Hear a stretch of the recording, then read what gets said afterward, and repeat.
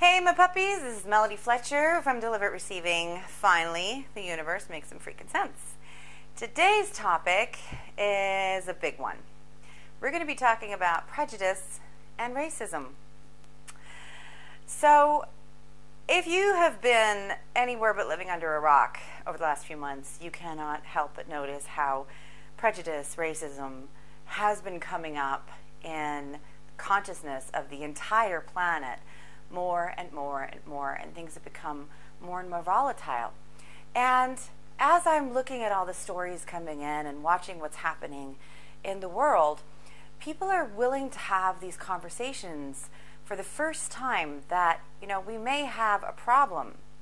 And racism and prejudice of all kinds still exists, which is a very uncomfortable topic, and yet you still see it shut down in various ways. And one of those ways is that people get very offended because they think that just by having the discussion, you're calling them prejudice. And they want to say, no, I'm not a hateful person. I don't hate anyone.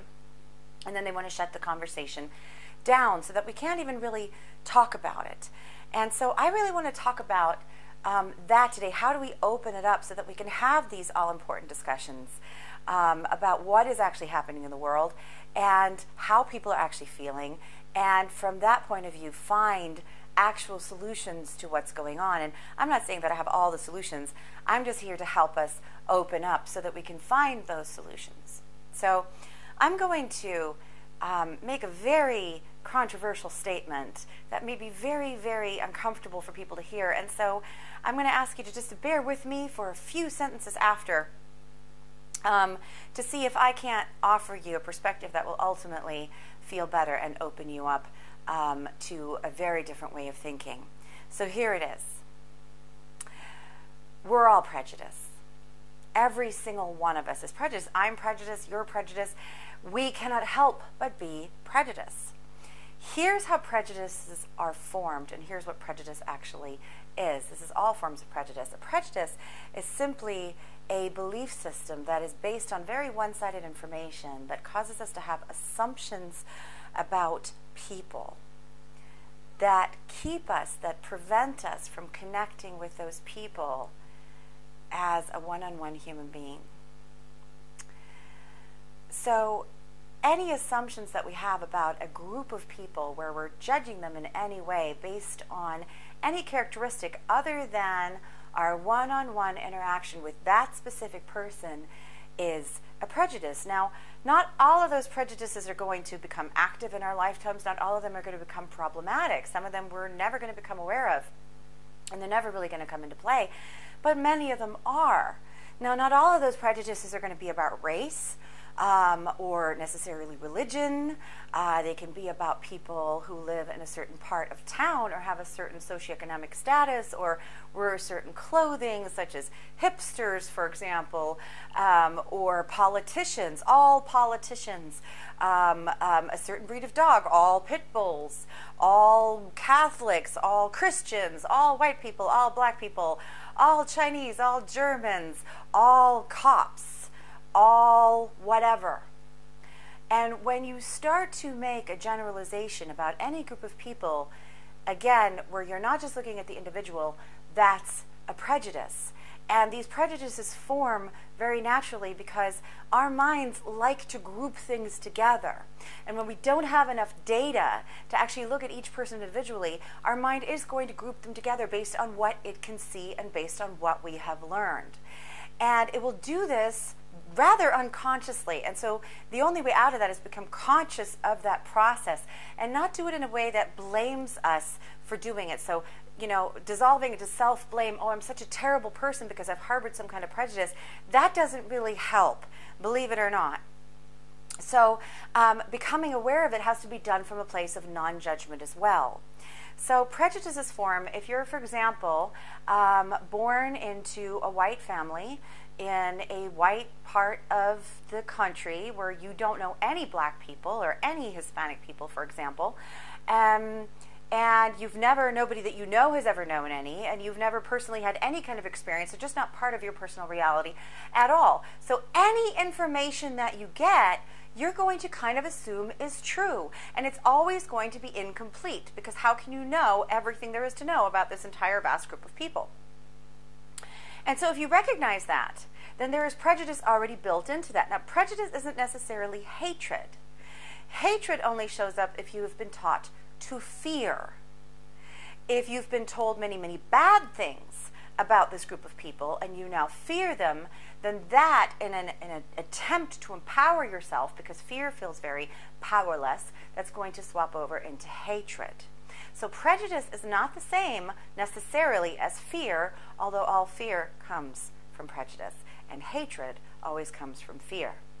So prejudices don't necessarily have to lead to such extremes, but they're always going to be limiting, because it means that you're not, it's an assumption that's not going to allow you to connect with a person. You're going to make an assumption about that person based on whatever you've heard about them, what you think you know about them, what they remind you of, what you've read about this group of people, whatever. It's never going to be about this specific, particular, unique individual. So how do we release our prejudices? Well, the first thing that we have to do is we become aware that we actually have them, and again, not dissolve into self-blame, understanding the mechanism by which prejudices form so that we can surpass them. And since prejudices are formed by incomplete information, usually very one-sided information, the way to do it is to inundate yourself with contradictory information.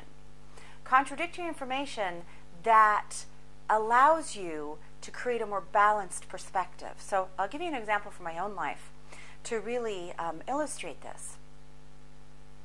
In the last few months, as I've been reading all the stories of police officers in the United States shooting unarmed, predominantly black men and women, and as the body count has started to pile up, and I was reading more and more stories, I was doing my best not to inundate myself with them, but I was drawn to reading about them, and it's almost impossible not to get this information.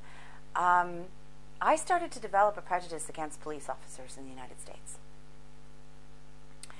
And I wasn't just getting angry at these individual police officers and their departments who weren't prosecuting them, and their, prosecutor and their judges, and it was against the entire police force in the United States. And I found myself becoming very afraid for all black people, and not so much for myself, because I have the unbelievable luxury of having been born white. So I didn't really have to be so afraid walking down the street, and I'm not in the United States anyway. But I found myself becoming very, very afraid for the entire black community, and putting my focus onto, the idea that all police officers need to be feared and all of them are potentially dangerous. And that's not logically true, and yet the fear was developing. And that was a very, very uncomfortable fear for me. And so I wanted to go out and deliberately find information that would contradict that. Now, not information that would contradict that this was happening, not information that would contradict that there was a systemic issue here that needs to be addressed, simply the prejudice against all police officers. Because, believe it or not, in order to solve this, we're going to need the police officers too, the good ones. And so I wanted to give my energy to them, but I had to be willing to see them in order to give my energy to them as well. And so I went on YouTube and I found a series of videos showing police officers in the United States doing acts of kindness.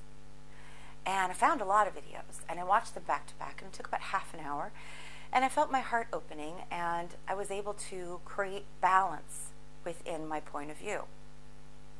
Again, not a point of view that negated what was happening, just one that allowed me to not hold prejudice against any group of people.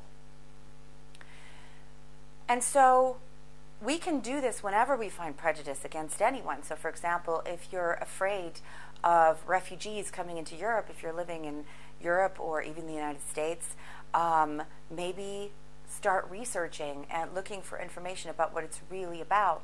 Look at the other person's point of view. Start looking at some individuals and what their stories are, or even connect with them and talk to them. When's the last time that you talked to somebody from Syria? and got the real story.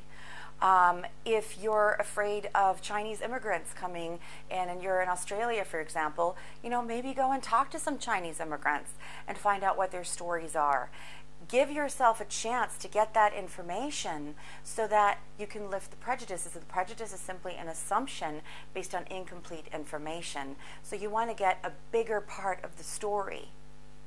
If you have never met a black person and you're afraid of black people, maybe actually go out there and meet some black people. And you can do this on the internet. We have the ability to get information from any part of the world about any group of people, about even on an individual basis from people that we could normally never physically meet, and get information from them and meet them on a one-on-one basis. So you can actually deliberately shift any prejudices you find within yourself, and it will feel better. And by doing that, you open yourself up to real solutions, because eradicating an entire group of people or incarcerating an entire group of people or just deciding that they're all bad, that's never the solution. That has never worked. Not in the history of the entire human race has that ever, ever, ever worked. The only thing that truly works is the win-win, which means that it's never going to be you or me or us or them. The solutions always lie in the you and me, the us and them. It's all of us together, because ultimately, when it comes right down to it, we all want the same things. We all want to be free. We all want to be happy. We all want to be validated. We all want to be free to be exactly who we are. We all want to feel safe. We all want to feel joy. We all want to connect. We all want to feel safe. That is inherent to every being on this planet. And we're all in this together. So, if we want to change the world, we always have to start with ourselves and how we're blocking anyone else out. And a good way to do that is to look at our prejudices, our assumptions about entire groups of people. They always limit us. They always block people out. And when people can't come in, we can't connect with them, which is all we really want to do if we're not afraid. I'd like you to ask you to share this video with as many people as you can. I think this is a really big topic that really needs to get out there, and I know it's an uncomfortable one, but I think that a lot of people are ready to hear this. Otherwise, I wouldn't have been inspired to make it. If you want to join the discussion, then leave a comment below or come to deliberatereceiving.com and talk to us there. We have a wonderful community of like-minded creators that are just itching to meet you. Since this is one of those big volatile topics, probably the most volatile one I've ever talked about, I'd like to ask you to keep the discussion respectful. Add to the discussion. Open the discussion up. Open yourself up. Speak about how you feel. Don't add to the prejudice and the fear. Because if you get a bunch of people together, all focusing on solutions, all focusing on connection, all willing to work on themselves, it won't take us long at all to change the world. In fact, we don't really have to change the world. We just have to step into the new one. Thank you so much for watching. I'm Melody Fletcher with deliberatereceiving.com, and I'll see you next time.